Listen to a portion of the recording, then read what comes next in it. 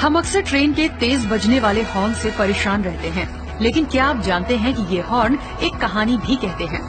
आइए आपको बताते हैं कि ट्रेन के हॉर्न का क्या क्या मतलब होता है।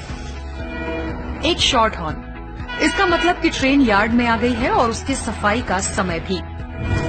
दो शॉर्ट हॉर्न, अगर ट्रेन चलने से पहले दो छोटी सीटियां देती है, इसका मतलब ट्रेन चलने को तैयार है। तीन छोटे हॉर्न, ये इमरजेंसी में बजाया जाता है।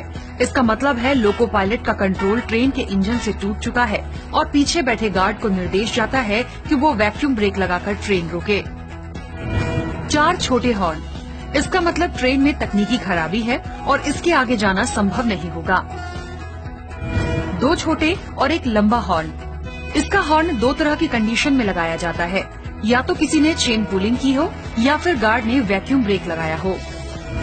लंबा बजने वाला हॉर्न, अगर ट्रेन लगातार भागते हुए लंबा हॉर्न देती है तो इसका मतलब होता है कि ट्रेन उस स्टेशन पर नहीं रुकेगी। दो बार रुककर बजने वाला हॉर्न, रेलवे क्रॉसिंग के पास ये हॉर्न बजाया जाता है ताकि कोई रेलवे लाइन क्रॉस न कर सके। दो लंबा और एक छोटा हॉर्न, जब ट्रेन अपना ट्रैक चेंज करती है तब ये हॉर्न बजाया जाता है।